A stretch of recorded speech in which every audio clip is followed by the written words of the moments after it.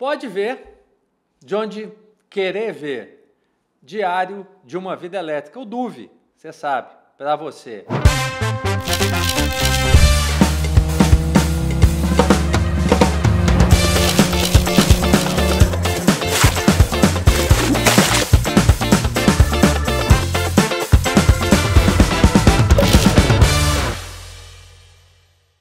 E o DUV, em mais um podcast, em mais um capítulo, contando a história dos personagens que fazem a energia do nosso setor, que energizam o nosso setor. E hoje eu tenho a grata satisfação de ter aqui um personagem, um homem que tem uma história muito ligada ao nosso setor elétrico, uma referência para muitos, e ele vai contar sobre essa trajetória elétrica que hoje eu tenho aqui, Luiz Fernando Leone. Vale destacar Viana. Viana, obrigado por ter vindo. Eu que agradeço, Crispim, é uma satisfação muito grande estar aqui e com uma responsabilidade muito grande, porque eu vi que as pessoas que passaram aqui antes de mim foram pessoas muito significativas, muito importantes para o setor. Espero poder estar de acordo, né? Espero poder cumprir a minha finalidade aqui, com essa nossa conversa aqui, de contar essa nossa história. Não, mas você sabe que o que a gente tem feito, Viana, e por isso você está aqui agora, a gente só vai aumentando o grau de dificuldade, né? Só vai aumentando a intensidade do personagem. A prova vai ficando mais difícil. Exatamente, tá bom, exatamente. Tá então, é isso. Obrigado mesmo. A gente tentou várias agendas, né, nessa vida elétrica que eu sei que você tem. Quero deixar aqui registrado, a Cleide nos ajudou muito, né, Cleide? Você ajudou bastante, refazendo e fazendo essa agenda, e hoje, finalmente, funcionou. Estamos aqui para contar a história de um paranaense, não é isso? Paranaense curitibano. Curitibano, cidade boa, né? Cidade boa, fria. Fria. Boa, boa. Limpa. Dizem que o povo é um pouco frio, talvez por causa do frio que reina lá. Há controvérsias, né? Mas há controvérsia, concordo. Né? Eu não me considero uma pessoa fria, então há controvérsia, sim. Mas também rodou bastante, né, Viana? Assim, né? O Curitiba, claro, ainda está no teu DNA, eu sei que você vive lá, mas a gente vai falar disso aqui, a tua experiência em outras cidades, em outras praças, em outros locais também, é bem significativa. E o Luiz Fernando foi se formar, fazer a engenharia elétrica, ou seja, você é eletricista raiz, né? Sou eletricista raiz, fiz engenharia elétrica. Antes disso, fiz administração de empresas, né? Ambas na Universidade Federal do Paraná. E eu, como você falou, rodei bastante antes também, né? Porque meu pai era militar.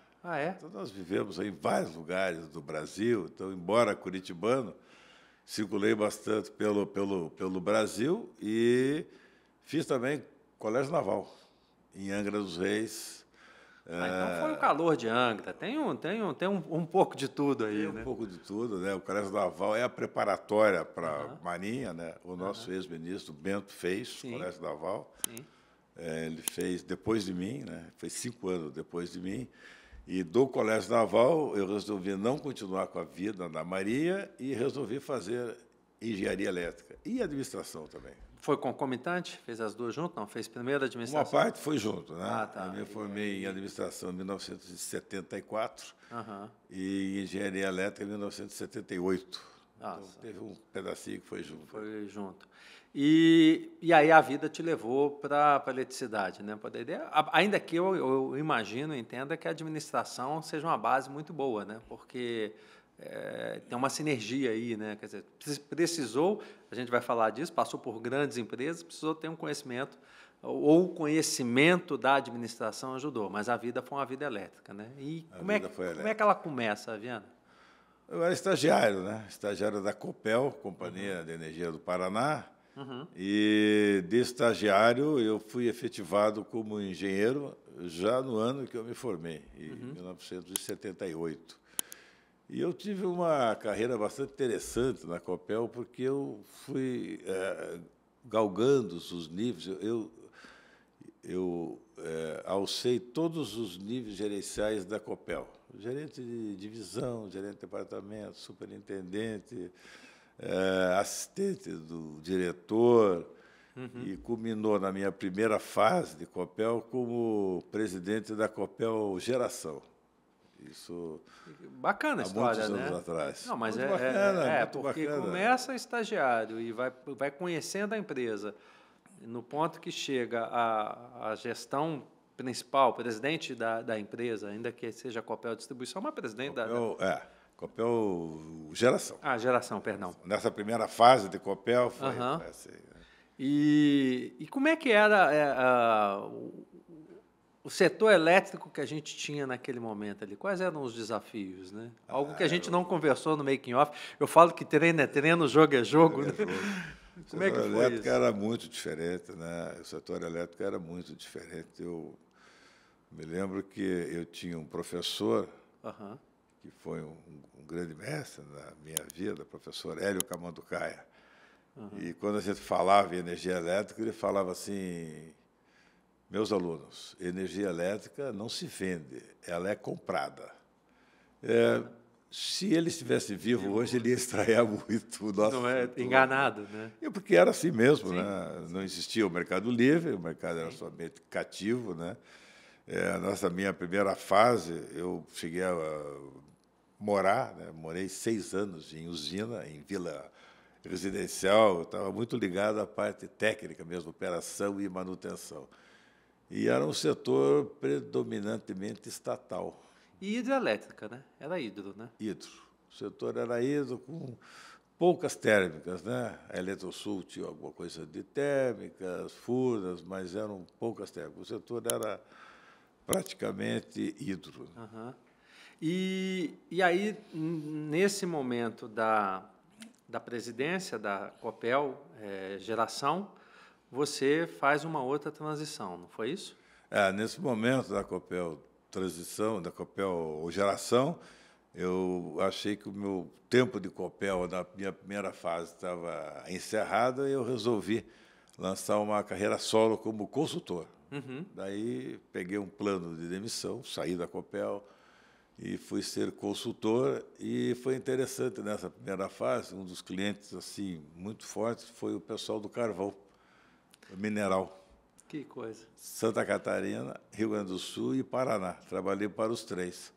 E eu trabalhei para uma empresa chamada Copelme, lá do Rio Grande do Sul, e eu representava essa empresa na APINE, Associação dos Produtores Independentes de Energia Elétrica. E a APINE, eu estava 1 ano trabalhando, né? O meu cliente principal era o pessoal do carvão, tinha outros contratos também, e a APINE resolveu fazer uma reformulação. Tinha um presidente, que era um americano, resolveram reformular, fizeram uma eleição e me convidaram para ser presidente da APINE. Daí eu deixei a consultoria, fiquei 1 ano só nessa consultoria, e acabei indo para a APINE e fiquei 10 anos na APINE. 10 anos de APINE e 10 anos de associação, Viana. Também, em que momento foi isso do tempo para a nossa audiência aqui entender de onde... Isso foi em 2004. Em 2004 que eu entrei na APINE, a ministra era o presidente Lula, o presidente, e a ministra era Dilma Rousseff. De Minas. E a Dilma queria fazer uma grande reformulação no setor, né? Então, ainda em 2003, foi aprovada a MP 144, que era a reformulação do setor, e essa MP 144 foi transformada em lei 10.848 em 2004, na época que eu entrei na APINE. E a Dilma chamou os presidentes de associação e chamou também os presidentes de empresa. Naquela época eram poucas associações e não eram tantas empresas. E ela fez uma pergunta para os presidentes de empresa que foi a seguinte: vocês querem... Eu vou fazer um grande trabalho agora, né, de regulamentar a Lei 10.848, né, com os decretos. Vocês querem que eu faça isso com reuniões com vocês, presidentes, que eram 60, ou com as associações, que eram 1 dúzia? E os presidentes optaram, não, vamos fazer via as nossas associações. Isso foi o primeiro mês que eu estava na Apine, me lembro bem, abril de 2004. Então, foi a minha grande entrada no setor elétrico, foi a minha grande estreia no setor elétrico, e nessa parte, né? Estreia no setor elétrico de forma institucional. Estreia do setor elétrico de forma institucional. De forma técnica, já havia uma operação história... e manutenção já tinha uma longa história. Exatamente. Já conhecia o setor e já era conhecido por ele. Então, se o nosso LinkedIn aqui não estiver mentindo, e certamente não está, foram 11 anos de Apine, né? Imagino que é um aprendizado, né? 11 anos, quase 12, 11 anos e 9 meses. Foi um aprendizado muito grande, né? Porque tem um institucional aí, tem né? Um institucional muito forte e um regulatório muito forte, né? Isso. E aquele desafio da associação de você poder compor diferentes interesses comerciais, né? Você tem associado que tem PCH, você tem associado que tem usina térmica, você tem associado que tem hidro, e você tem que compor isso. Estava começando, porque é uma discussão que a gente vive hoje, não vamos falar disso. Mudou, né? Isso não mudou. Na verdade, ela amplificou, né? Você está falando aí de uma dúzia de associações. Hoje, no FASE, que você conhece bem, ali com o Mário Menel na presidência, são mais de 30 associações. Mais de 30. Hoje isso está mais difícil. Pô, não, imagina. Uma dúzia e 30. Né? Exato. Na época, você não tinha, por exemplo, uma AB Solar que você tem hoje, você não tinha um ABGD, que você está participando, inclusive, ali do conselho, você não tinha acho que a própria Beólica... A Beólica foi criada mais ou menos nessa época, mas muito incipiente, muito tímida ainda, a Beólica. A Brem não tinha. Nossa, se eu começar aqui, nós vamos longe das que não tinham, que estão hoje. A Associação Brasileira da Indústria de Hidrogênio Verde, ali com a Fernanda, essa é nova agora. Essa nem se sonhava dela. Nem se falava, né? Falar em hidrogênio verde em 2004... Imagina. E mesmo essas fontes de geração que você citou, né, tanto eólica como solar, era visto como algo muito de futuro, né? muito longe, né? E muito caro, né? Depois, com o Proinfa, que foi a grande virada dessas fontes, né? Com o Proinfa, essas fontes começaram a se tornar realidade. Foi bem interessante. E esse projeto, né, da regulamentação do setor, eu acho que foi um projeto de muito sucesso, né? Foi a ministra Dilma, ela montou uma equipe comandada pelo Maurício Tomalskin, né, que era o secretário executivo, e técnicos de renome no setor, né, Miranda, Dorel, pessoas, Marciano Morozovski, né, técnicos experientes, doutores, e que fizeram o suporte dessa primeira fase, né? E foi um modelo, se a gente olhar, enfim, que foi um modelo de sucesso, né? Foi um modelo que contratou energia esses anos todos. Lógico, a gente vai falar mais para frente disso, né? Esse modelo, logicamente, ele tem que ser revisitado agora, mas na época era o que era possível fazer e foi muito bem feito. É interessante o que você está trazendo, né? E a gente, de novo, né? Treino é treino, jogo é jogo. A gente falou muita coisa ali agora, foi ótimo. E isso mesmo, de certa forma, a gente, naquele momento ali, não abordou, né? Mas é interessante, né? Porque a gente lembra, vou dizer eu, pelo menos, né? Você vai lembrar da Dilma, ex-presidente, né?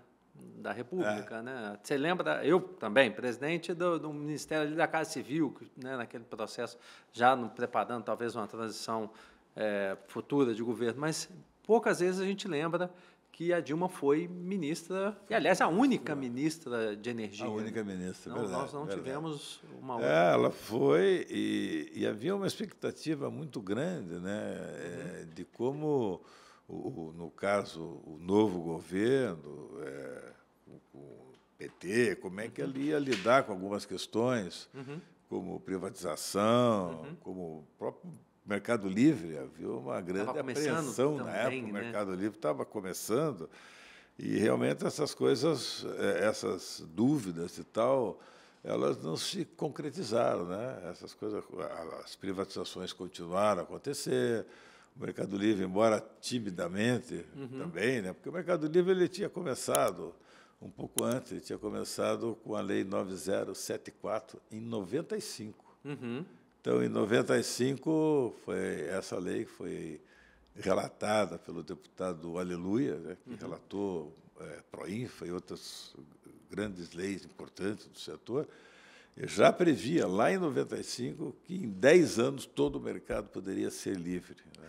Essa fala... E não aconteceu. Não aconteceu. Ela é interessante, porque é uma fala, se a gente buscar aí nos podcasts, busquem aí nos podcasts nossos, Rodrigo Ferreira da Abracel, aliás, você também é conselheiro na Abracel, fazendo registro aqui, ele fala isso, né? O mercado abre, eu não, obviamente não tenho a lei de cabeça, algumas eu tenho, essa não, mas ele fala isso, né? 95, 10 anos, previsão 2005, e a gente agora, talvez, como você disse, vamos falar um pouquinho disso mais adiante, é que está sentindo a chegada, de fato, do Mercado Livre como uma opção para a sociedade, vamos colocar dessa maneira. Exatamente. Né?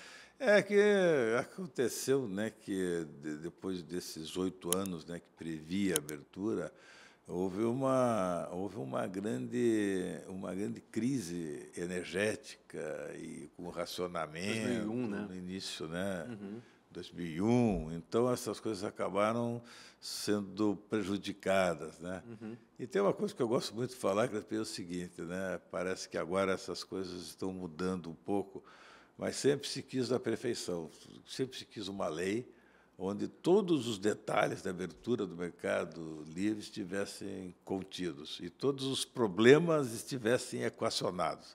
E, lógico, que nunca aconteceu. O feito é inimigo do perfeito. Né? Exatamente. E o que aconteceu foi o seguinte, o Brasil foi pioneiro, né, em 95, e outros países atropelaram, né? O Japão, Estados Unidos, Europa, Canadá, que começaram depois, hoje já estão num nível de abertura do mercado muito maior do que o Brasil. Pois é, mas voltando um pouquinho na história do Luiz Fernando Leone Viana, vou frisar o Leone, depois a gente explica aí algumas circunstâncias, né? Tem uma passagem significativa para o Itaipu, diretor-geral de Itaipu. Pois foi essa experiência aí, Viana? Antes dessa passagem... Itaipu é emblemática, né? A gente fala Itaipu... Itaipu é uma escola... Imagina. Eu tenho a grata satisfação de ter trabalhado em Itaipu, né? Mas antes eu tive um grato convite de retornar para a Copel. Ah, verdade. Tem essa passagem. Tem essa passagem, né, que eu tive um grato convite de retornar para a Copel. Já estava, né, com o meu tempo de mais de 10 anos de Apine.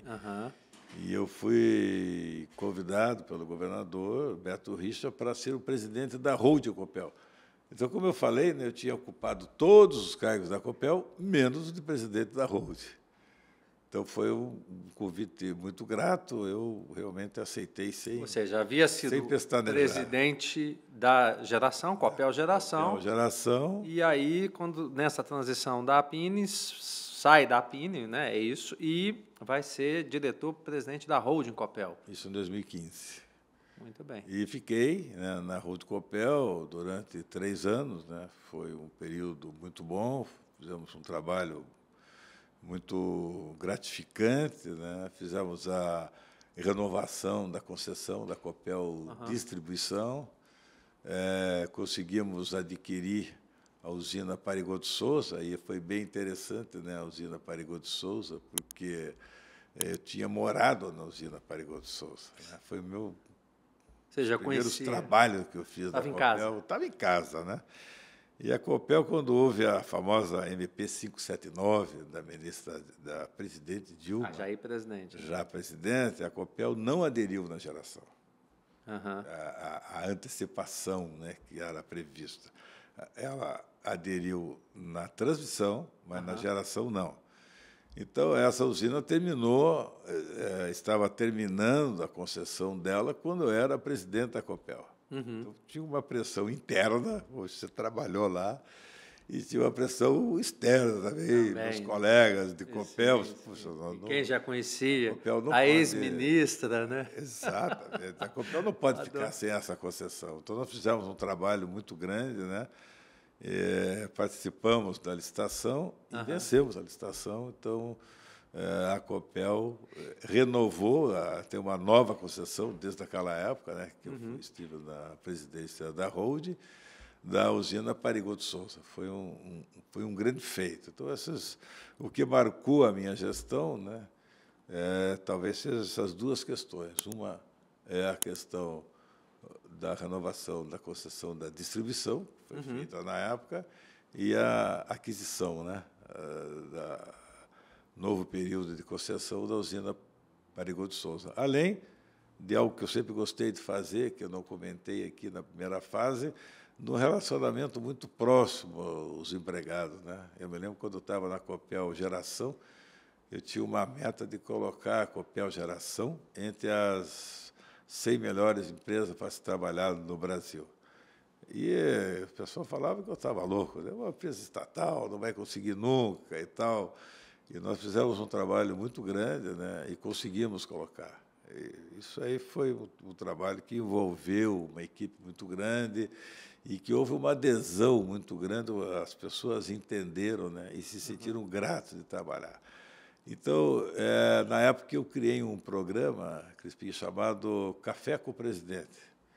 E esse programa me acompanhou assim, nas minhas diversas fases de carreira, né? Quando eu, logicamente, na PN não, porque era meia dúzia de pessoas, era uma associação pequena, diferente, né? isso. Mas, quando eu voltei para a Copel, Tu trouxe essa ideia.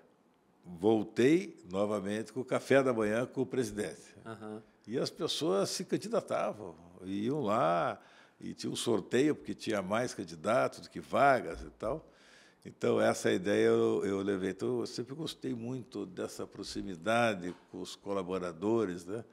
E traz a realidade também do que está acontecendo, né, Viana? Ouve a base, né? Quando às vezes ouve a base. O gestor está lá em cima, ele não sabe, às vezes, o que está... Existe Tem um filtro, né? Exato. Aí o pessoal vai filtrando, Você vai natural.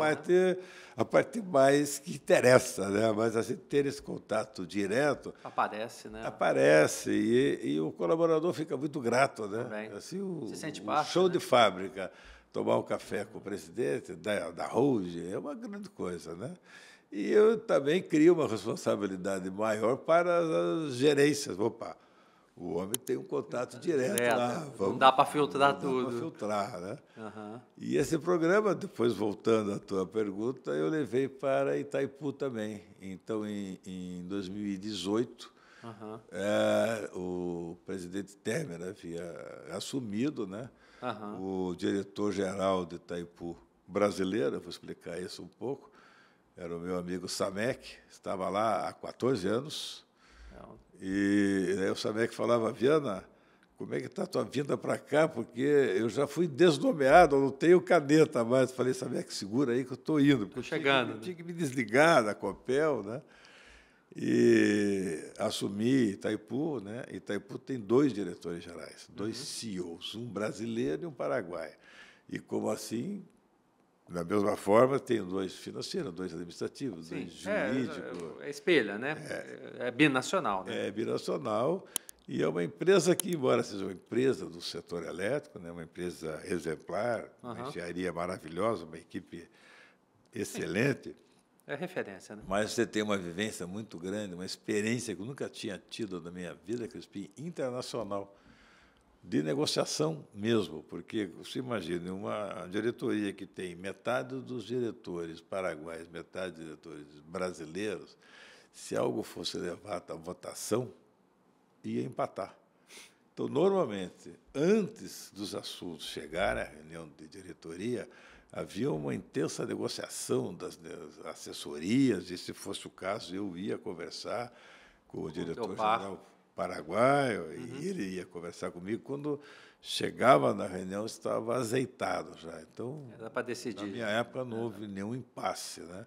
Até porque, o que ia acontecer? Se houvesse um impasse, subiria para o Conselho, que era também dividido. Então, não adiantava levar para o Conselho. Mas é uma experiência interessante, né? Porque... Experiência internacional interessante. A Itaipu é uma empresa muito internacional, né? Eu estive diversas vezes na ONU, que Itaipu é um modelo de integração entre 2 países, né?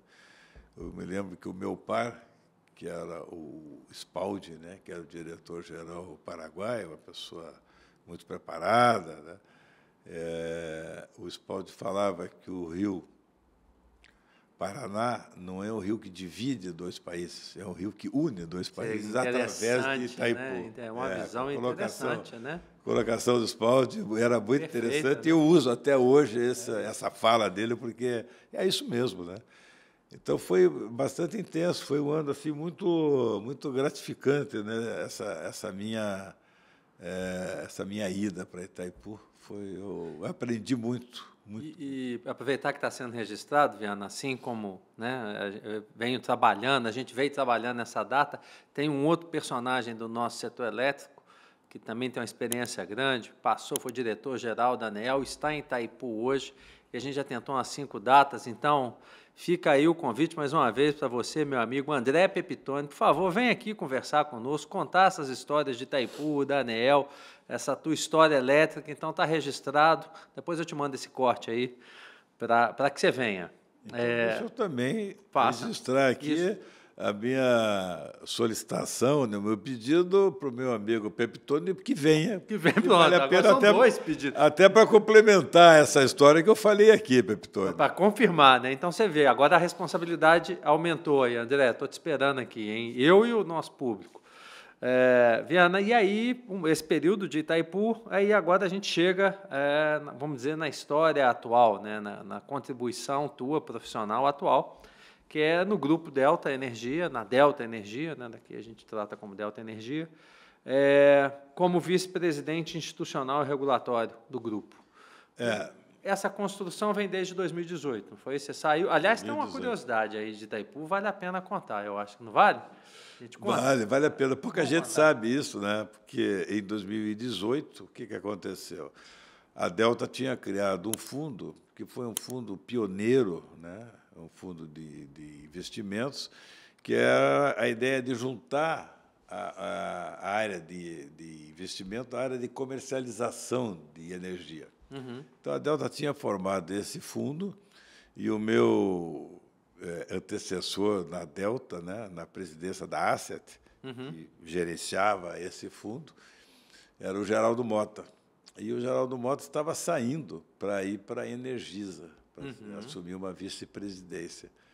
E a Delta precisava de alguém, né? O fundo tinha sido um sucesso, né? Esse primeiro fundo era um fundo junto com o Credit Suisse, tinha captado R$1 bilhão, imagine isso em 2018, e precisava um presidente para a Asset. E os sócios da Delta, quem são? Os sócios da Delta é Ricardo Lisboa e Rubens Tacano, que são pessoas que vieram da Enron. Perfeito. Quando a Enron fechou lá em 2001, Nossa, eles resolveram formar essa empresa que é a Delta, né? Que era, na época, uma empresa que era só voltada à comercialização da energia. A Delta, formação original, inicial, melhor dizendo, é 2001. A Viana chega em 2018, mas a Delta com o Ricardo Lisboa e o Bernardo... Lisboa e o Rubens. Rubens, perdão. Começa em 2001. Começa em 2001. Certo. E o Ricardo Lisboa, ele foi lá em Itaipu com a missão de me convidar para ser presidente da Asset. Aí ele entrou no meu escritório, ele olhou assim, era um escritório grande, com uma foto bonita de Itaipu, amplo, né? Esse escritório que ele foi era o escritório de Itaipu em Curitiba, né? Tinha Curitiba e tinha Foz. Aí ele olhou assim o meu escritório e falou assim: Viana, eu vim te fazer o convite, mas eu estou com vergonha, acho que não vou fazer, não. Vou rever a proposta. Né? Aí ele falou: pai, Lisboa, eu falei: não, eu queria te convidar. Eu já conhecia o Lisboa do setor, né? Queria te convidar para subir a presidência da Ácido, porque o Geraldo está saindo e tal. Eu falei: olha, Ricardo, me dá uns dias aí, tem que conversar com a família e tal, né? E, em pouco tempo, ele falou, olha, só que é o seguinte, nós estamos com uma necessidade urgente de ter alguém lá para tocar esse fundo, né? Tocar a Asset. Aí eu falei, olha, me dá uns 2, 3 dias, pelo menos, para conversar com a família e tal. Ele falou, mas você vai pensar mesmo? Vou pensar, sim. E aconteceu que, depois de 2, 3 dias, eu falei assim, Ricardo, topo, vamos lá. E o fato que você está se referindo foi o seguinte, eu cheguei lá para o meu diretor jurídico, para o César, falei, César, eu estou saindo de Itaipu, como é que eu faço? Ele falou, não, mas Como assim? você teve um decreto presidencial que te nomeou diretor-geral de Itaipu, você tem que ter um outro decreto desnomeando Ou você. seja, não dá para você se demitir, né? Alguém tem que... Alguém tem que demitir. E esse alguém... Era o presidente da República. Nossa. Então, que era O Temer, né? o Temer, né? Mas eu conversei, né? Tinha uma relação, até hoje tenho, muito boa com o então ministro, né? Uhum. E o ministro, quem era na época? O ministro era o Fernando Coelho Filho. Ah, verdade. Muito jovem. Eu me lembro que o ministro, ele brincava que ele não podia ser candidato a presidente da República. Não tinha idade. Ele tinha 33 anos e tinha que ter 35. Mas uma pessoa que aprendeu muito sobre o setor elétrico, né? Eu me lembro uma vez em Nova York, ele estava naqueles Brasil Day e tal, falando, e eu fui lá assistir, estava com outro compromisso lá de Itaipu. Ele deu uma aula sobre o setor elétrico, no inglês fluente, uma pessoa muito preparada, né? Uhum. E daí eu fui falar para ele, olha, o ministro, eu estou querendo sair e tal. Ele falou assim, você vai se candidatar a alguma coisa? Eu falei, não, eu vou pedir iniciativa privada. E daí ele falou, não, tudo bem, Viana, então só tem que ver como é que faz, né? Mas, felizmente, deu tudo certo, ele conversou com o presidente fez um novo decreto e eu pude rapidamente ir para a Delta. Mas o fato interessante é que eu não sabia na época, o pessoal me falava o seguinte, você foi o primeiro presidente, o diretor-geral de Itaipu que pediu demissão. Todos eles foram no final de mandato, então, assim, no meio do mandato alguém pediu demissão, você foi o primeiro caso. Tá bom. Esse é um fato interessante. Isso, uma exclusividade até então. E não teve outra, né? Foi o primeiro e último, né? Primeiro e... Eu saiba o primeiro não e faria. Bom, mas então, vai para entrar nessa história, que é a história da Delta, e passou por algumas áreas distintas, né, Viana? E como é que... O grupo é um grupo... com release toda aqui, que eu li a respeito e tal, inclusive temas que eu até não sabia, né? A gente conhece, é claro, a Delta Energia, mas não tinha ideia da grandiosidade da empresa. Traz um pouco esses highlights aí, né? Esses números da Delta, né? A Delta começou em 2001, né? Segundo relatos, era uma sala alugada pequena, né? com meia dúzia de pessoas, né? Na época eram 3 sócios, depois ficaram 2, que estão até hoje, né? Uhum. E, para você ter uma ideia, hoje, de 6 pessoas, foi para 550. Nossa, mãe. E, em 2001, era uma empresa de comercialização, uma empresa que fazia trade de energia e que acreditou muito nesse mercado, né? Porque havia aquela incerteza, em 2001, que nós falamos no começo, se o novo governo, então o novo governo, ia manter esse mercado ou não. E manteve, né? Uhum. Mas os sócios apostaram nisso e fizeram a aposta certa, né? Então, o que aconteceu? A Delta foi crescendo e tornou-se mais uma empresa de energia. Eu, por exemplo, entrei na Asset, depois que a Asset estava operando, estava tudo certo, me deram uma missão de eu negociar com a Tractebel, na época, hoje é Engie, a compra de uma usina desativada que eles tinham, a gás, William Jona, no Mato Grosso do Sul, Campo Grande. Eu tenho um relacionamento muito bom com o presidente da Engie, né, hoje, o Eduardo Satamini. Nós fizemos uma negociação e compramos esse ativo. Compramos a usina, que tinha sido cancelada, a outorga, na verdade, nós não compramos uma usina, compramos um ativo, né? Algumas máquinas, o terreno, almoxarifado. Potência dessa usina? Potência é 190 megawatts. 190, é bastante, né? E daí, essa usina ficou em stand-by lá, né? Nós decidimos o que ia fazer. Quando chegou 2021, a gente percebeu que a situação do setor elétrico estava se agravando e que ia ser necessário colocar térmicas para gerar. Então, nós, mais uma vez... Crise hídrica ali, né? Crise Até para hídrica, quem está nos assistindo, o lugar certo na hora certa, né? lugar certo, na hora certa, e nós apostamos nisso. Então, nós pegamos uma usina que estava parada há alguns anos, né? Já estava parada na época da Tractebel, e nós também não colocamos... Como é que é ela em voltar a operar? Aí é curiosidade, né? Não estava no making off. E como é que é voltar? Agora pensando aqui, como é que é voltar a operar uma usina térmica que estava parada? Pois Porque é. deve ter um desafio, Um desafio enorme. de engenharia técnico aí, porque Inclusive- não é on-off, né? Não é um negócio que você liga e Inclusive, desliga. regulatório, porque ela estava parada, né? Então, teve a parte de... Bom, nessa época, então, eu fui transferido da presidência da Asset, da Delta Asset, para a Delta Geração. Uhum. Em 2021, e a minha missão era justamente essa que você falou, colocar essa Presidente usina da em Delta operação. Geração, isso. Colocar essa usina em operação foi um desafio muito grande, partindo da área institucional. Precisava uma nova outorga, a licença de operação tinha. Isso foi a licença ambiental de operação foi mantida. Mas não tinha mais outorga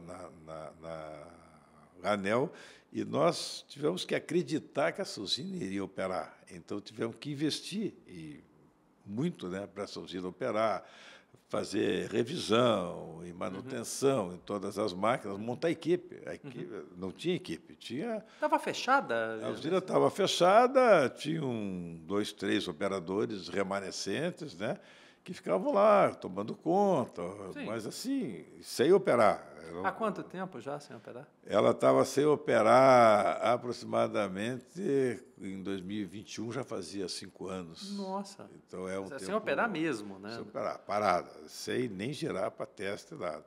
Não tinha contrato de gás, não tinha contrato de uso do sistema, nada, do zero. Então teve um grande desafio regulatório, né? Técnico. Junto à ANEEL, junto à MS Gás, junto à Petrobras para comprar o gás. Então, tinha todo um grande desafio e também um desafio técnico de fazer aquelas máquinas funcionarem. O que nos ajudou muito é que a Tractebel ela sempre foi muito preocupada com a qualidade dos seus equipamentos.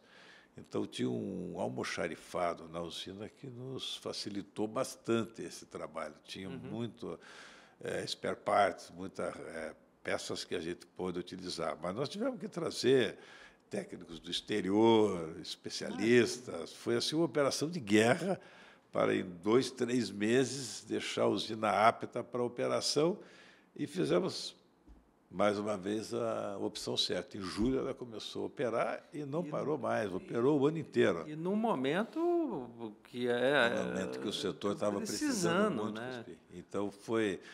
isso nós tivemos, assim, por parte do Ministério, por parte da ANEEL, por parte do ONS, toda a colaboração possível para que isso acontecesse, né? O sistema estava realmente precisando e ela operou o ano todo, ainda no início de 2022, ainda operou mais um pouco. Mas nós nos animamos com essa história. Nos animamos e pensamos o seguinte: vamos continuar com essa brincadeira, e entramos no leilão. Entramos no leilão de capacidade. Teve o primeiro leilão que teve em dezembro de 2021. E vencemos, tivemos a competência e o skill, né, necessário para vencer esse leilão. Então, hoje nós temos um contrato. Essa usina aqui não tinha contrato, né, porque lá, em 2021, ela operou como uma usina merchant, que é aquela usina que opera quando o CVU, né, custo variável unitário, quando o preço dela, né, o custo dela, quando atinge o ONS, dispara a usina. Isso que aconteceu em 2021. E nós, com o sucesso que nós tivemos nesse leilão, nós temos um contrato hoje para operar essa usina a partir de um contrato de 15 anos, a partir de 1º de julho de 2026.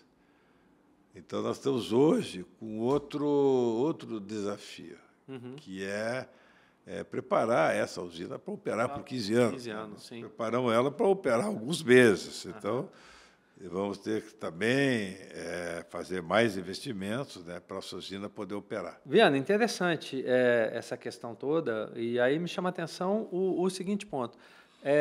Dentro hoje do grupo Delta Energia, né, há perspectiva de novas usinas térmicas a gás? Vocês estão olhando para isso como um negócio? Sim.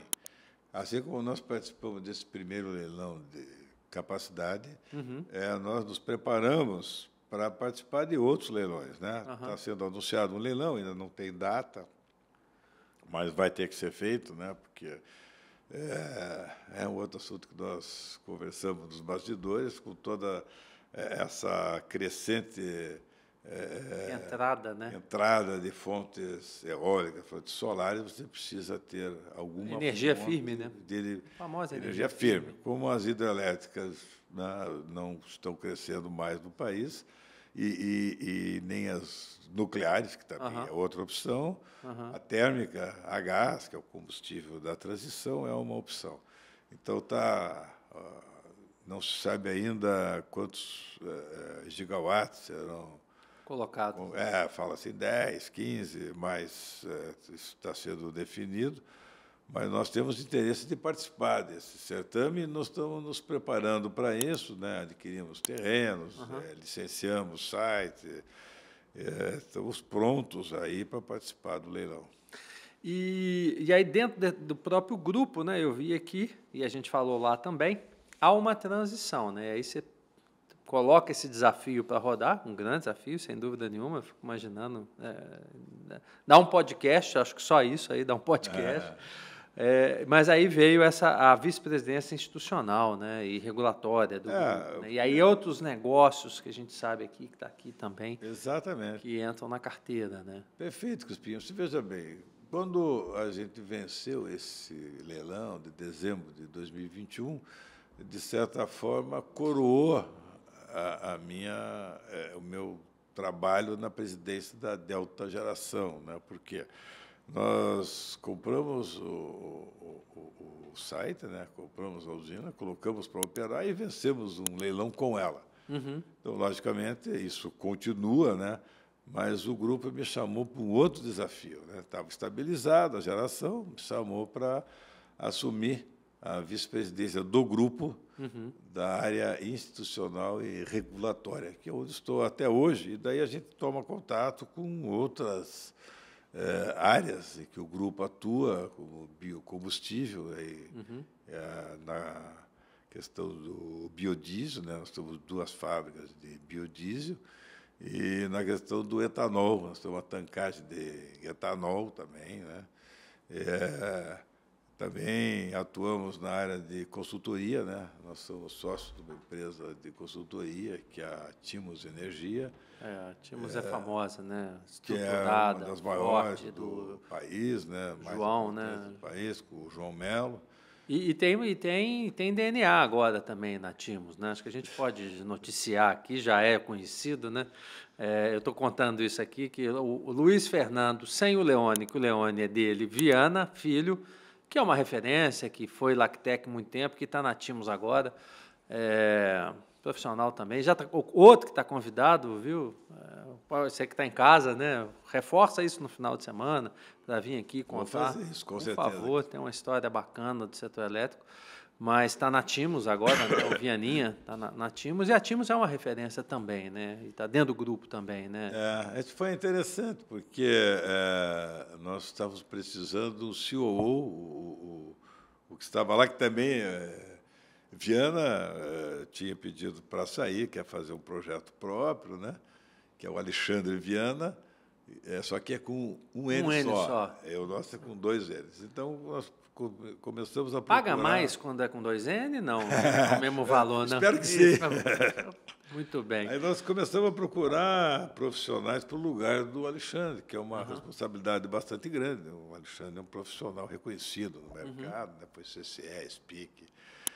E daí, vários nomes, né? Não vou citar aqui, foram citados, eu mesmo entrevistei alguns. Daí o João falou assim, estavam lá os sócios conversando, o João falou assim, eu gostaria mesmo de ter o Vianinha, que a função é COO, né? Que vai fazer a parte de gestão da Timos.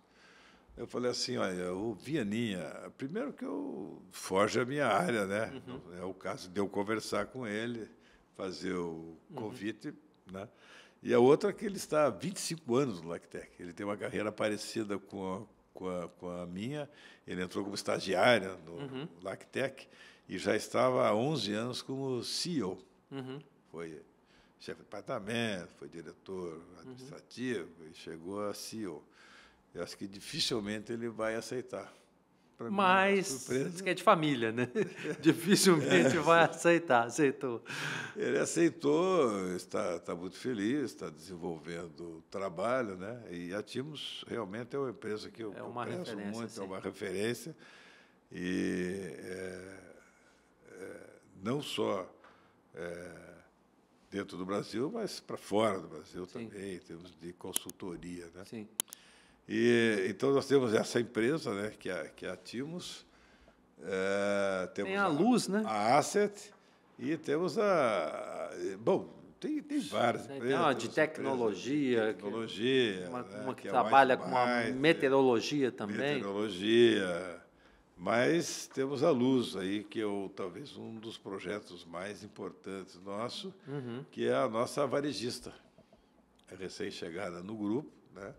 E que é o nosso braço varejista, que nós atuamos hoje tanto com a GD compartilhada, através da Luz, como o varejo também. A GD compartilhada, né, a gente enxerga como o grande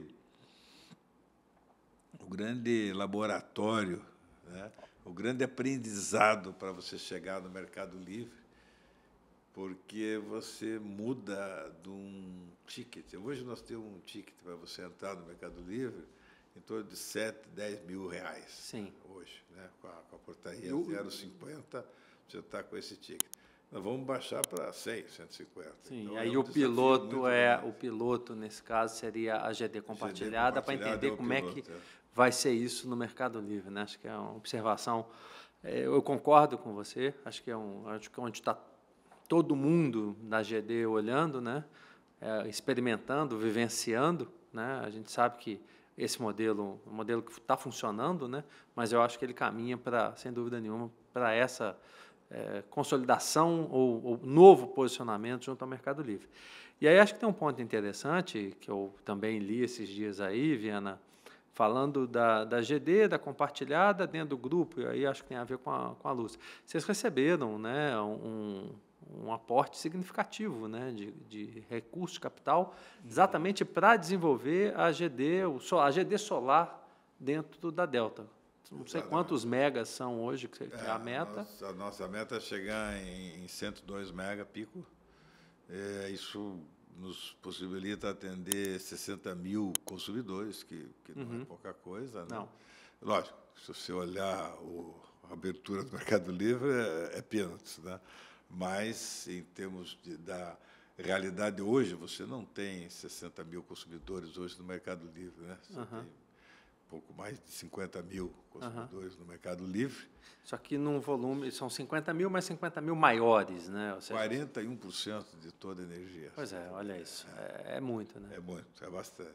Mas para você ver como é uma realidade totalmente diferente de consumidor, né? Então, esse aprendizado vai ser muito importante, porque a gente enxerga que o varejo, né, que hoje nós temos a possibilidade de, com a abertura do mercado, de 90 milhões de consumidores migrarem para o Mercado Livre. Lógico que nem todos vão migrar, tem empresas do governo, tal, mas que migra metade. Viana, eu vou te pedir só um minuto, porque eu tenho um amigo, e ele já está desde um outro comentário, um outro tema, querendo participar da conversa. E, normalmente, é nesses momentos que ele participa, que é o quadro dele, Botando Pilha. Vocês já sabem, eu vou chamar aqui o nosso amigo Zói. Zói.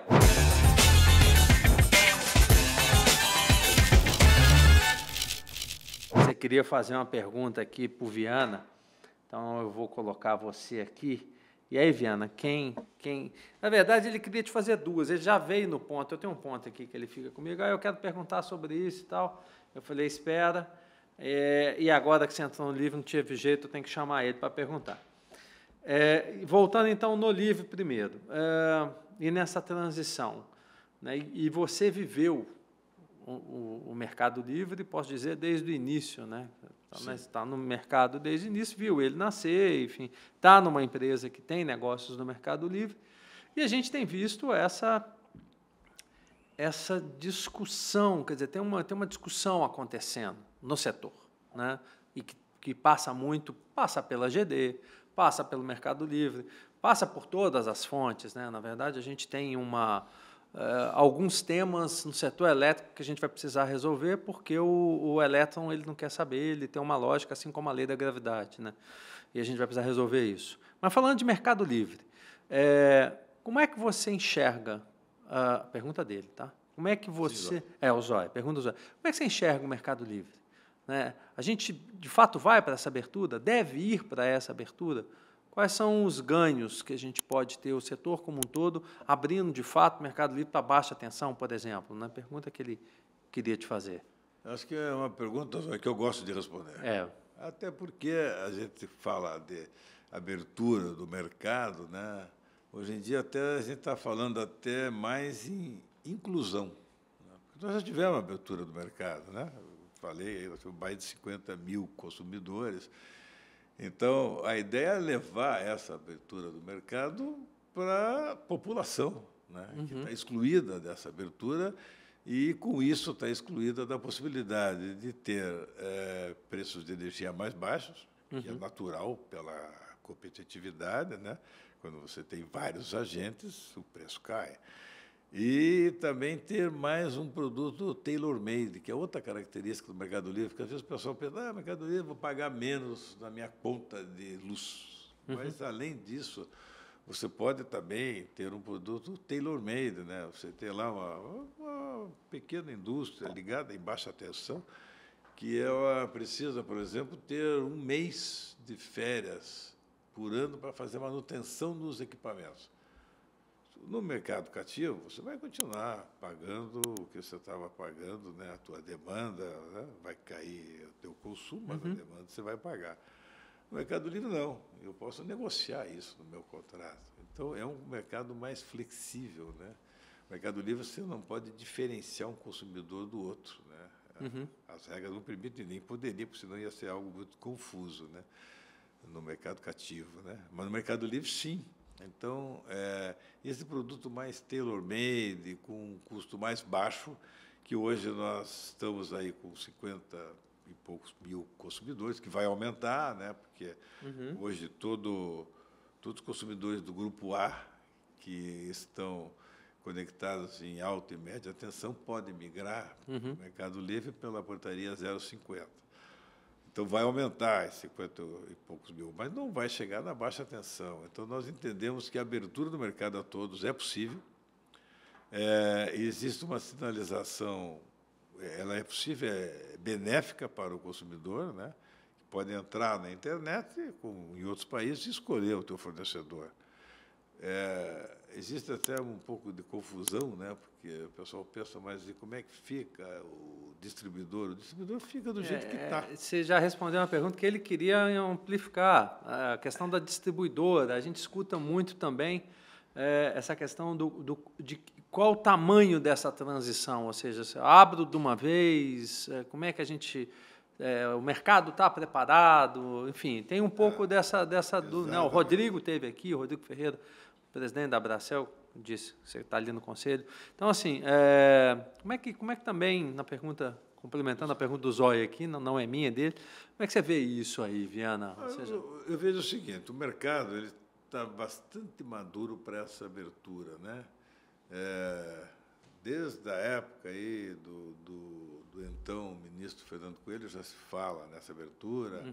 Foi feita a famosa audiência pública 033, foram coletados muitos dados. Teve o PL 414, né, que ele nasceu do Senado Federal, foi aprovado no Senado Federal, hoje está na Câmara dos Deputados. E talvez seja a oportunidade que a gente tem de fazer a mudança do PL, acho que você falou o 11.4, né? 114, né? Era esse? Lá atrás, na época, inclusive, da Dilma, né? Acho que é, de novo, um reolhar para o nosso sistema elétrico, né? A NP 144. Ah, isso, seria isso, NP, isso. que estão isso, chamando a modernização do setor elétrico. Exato. Foi equivalente ao que aconteceu lá isso, acho na que época da isso, Dilma, né? né?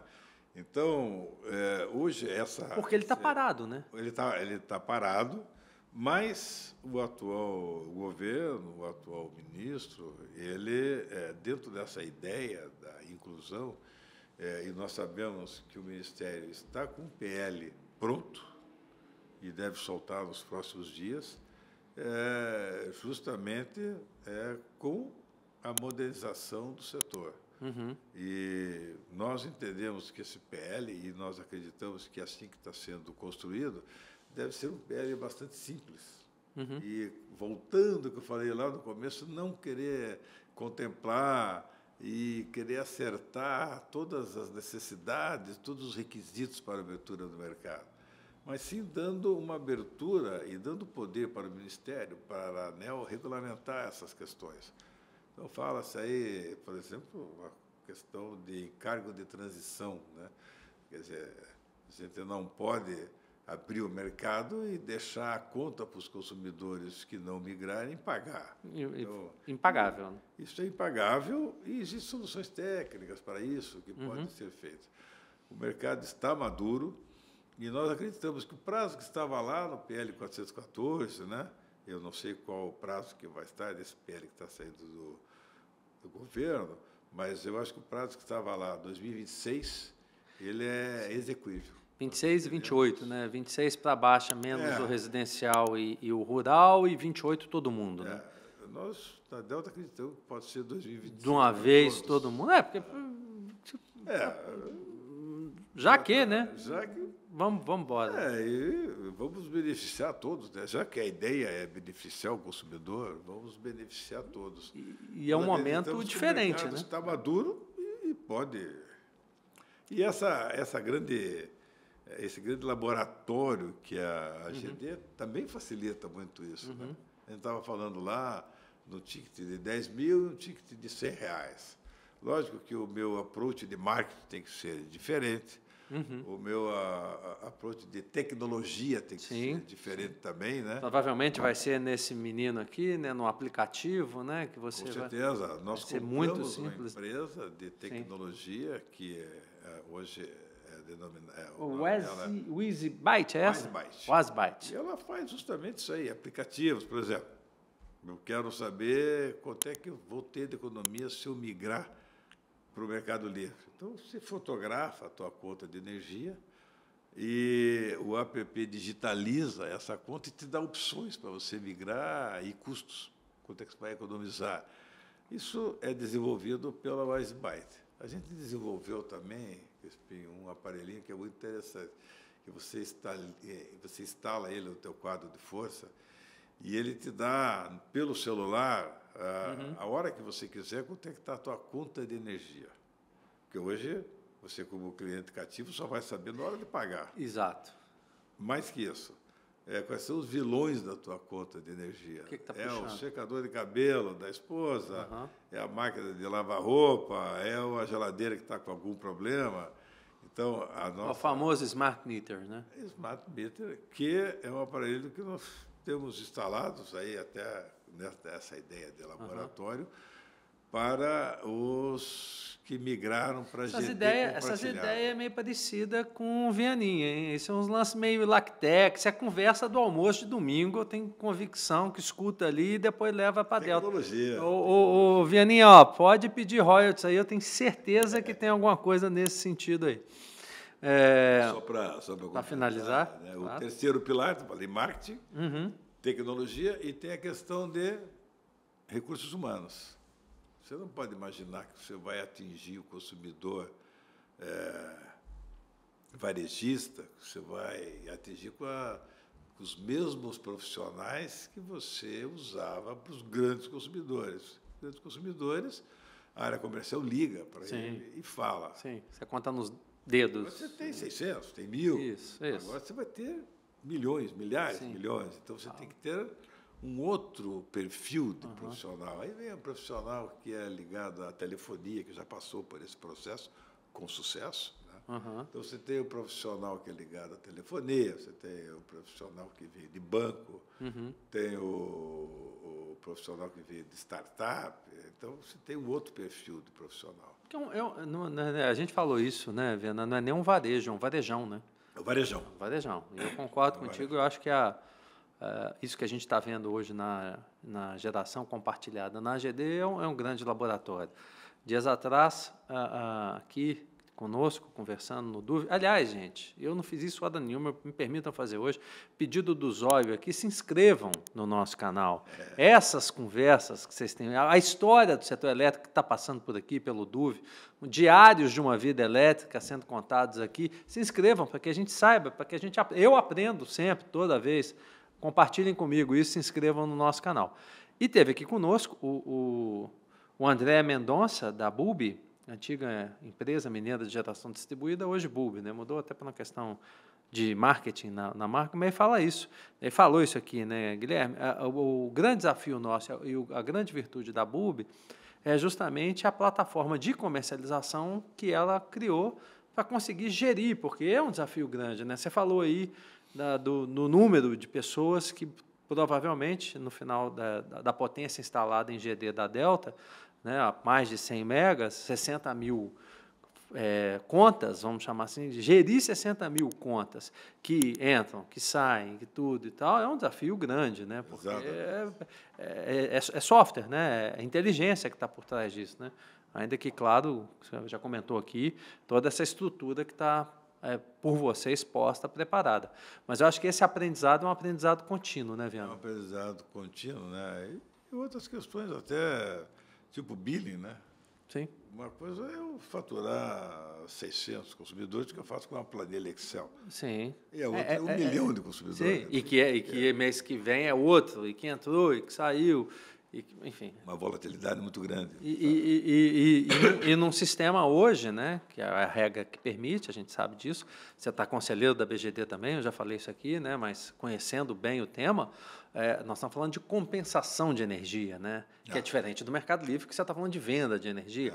Aqui eu estou falando de compensação. Então, o modelo é outro. É mais complexo. É claro. Que né? É compensação. Isso. E até não pode ser venda. Não é venda. Exato. Né? Alguém entra... a venda de energia. Né? Alguém entra, participa de uma associação, de uma cooperativa, mas ele entrou, saiu, mas aí o crédito, mês que vem eu preciso transferir ele para um outro alguém que entrou e saiu, porque está aberto para isso.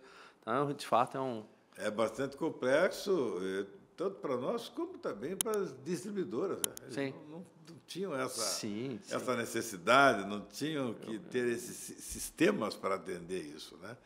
Mas, com o diálogo que a gente vai conversando com as distribuidoras... Está todo mundo aprendendo. Está todo mundo aprendendo. É um aprendizado conjunto. E tem que ser igual o Rio Paraná, né?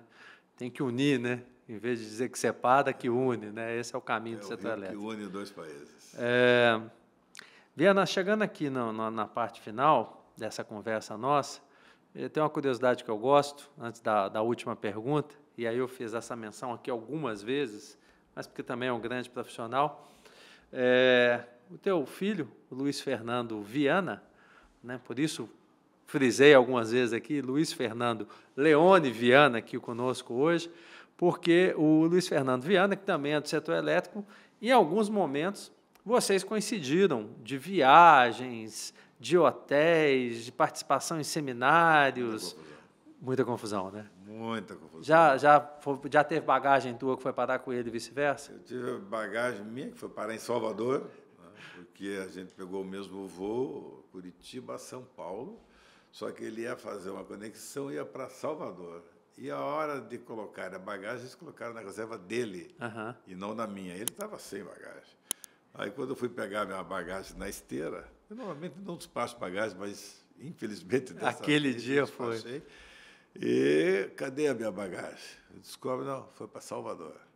Então, já aconteceu de cancelar, se está do mesmo voo, cancelar uma das reservas. Já aconteceu de cancelar em reserva de hotel.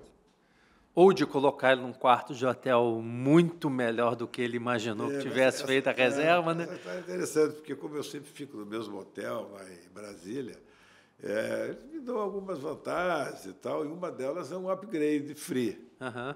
E ele chegou lá no hotel, né, nesse hotel, deu o nome, o pessoal não olha muito o CPF, colocaram ele. Claro, não teve dúvida. Colocaram ele numa suíte. E, Uma lógico, boa ele suíte, não né? reclamou. Não. Quando eu cheguei, poxa, mas Mudou aqui, né? Mudou o tratamento, bastante né? acanhado esse apartamento.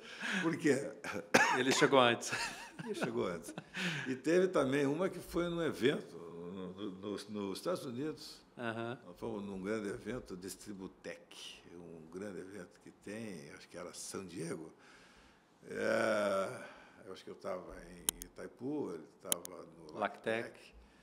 E quando eu cheguei, ele falou, não, você já fez a tua inscrição, você já está aqui. Eu falei, não Como é que estou. eu estou aqui, né?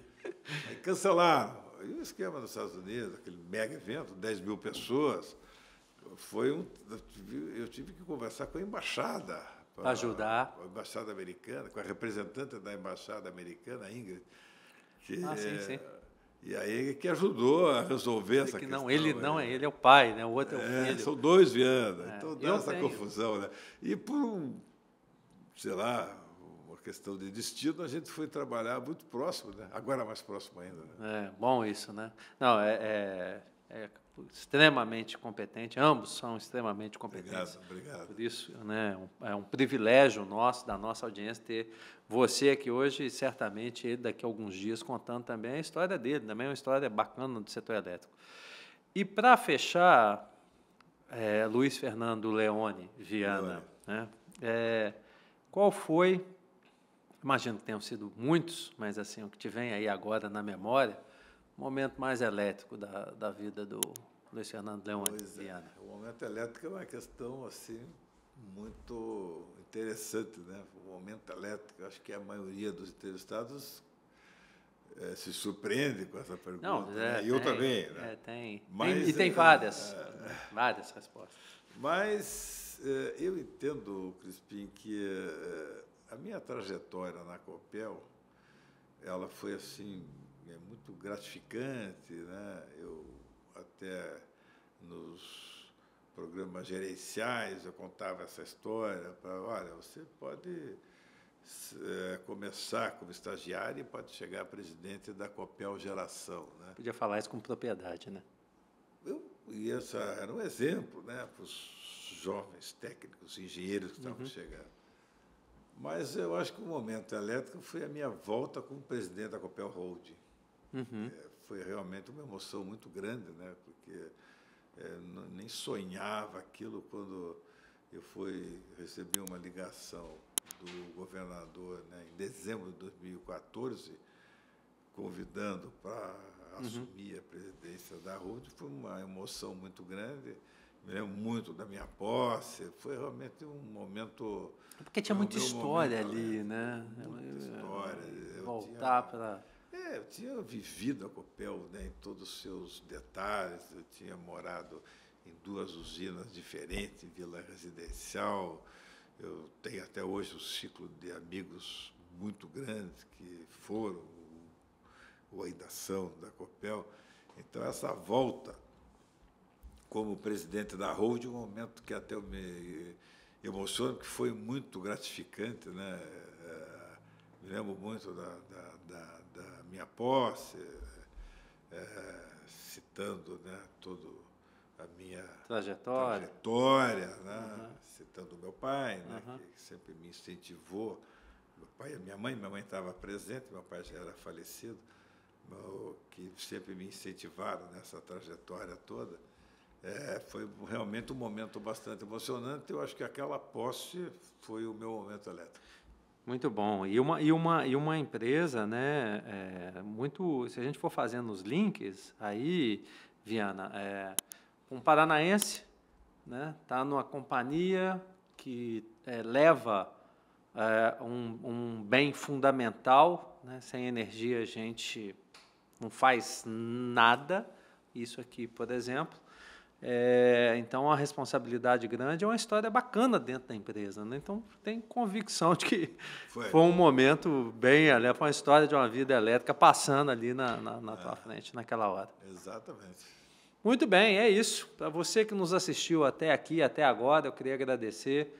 Nós estamos aqui nos estúdios da Fontana Filmes, que é parceira nossa, parceira do DUV, do Diário de uma Vida Elétrica, assim como também a Go and Grow, que é a nossa empresa de marketing, que trabalha conosco aí na divulgação do nosso conteúdo, e todo o pessoal que está aqui, e principalmente você, Luiz Fernando Leone Viana. Obrigado, muito obrigado por ter vindo. Agradecer aí também ao Grupo Delta, ter permitido você estar aqui conosco também, contando, né, não só o caso do Grupo Delta Energia de forma geral, mas também de todas as outras suas passagens, né? A tua história é muito interessante, reforçando, né, a tua participação hoje no Conselho da Bracel, participação no Conselho da BGD. Então, tem um outro ponto que é fundamental, importante, a presidência do Conselho Mundial de Energia, né? Isso. World Energy Council Brasil. Ah, sim. Bom.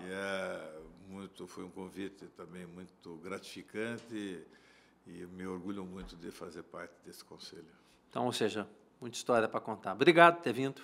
Agradeço. Valeu. Muito obrigado. Tamo junto. Vamos lá. Vamos lá. Obrigado, gente. Um abraço.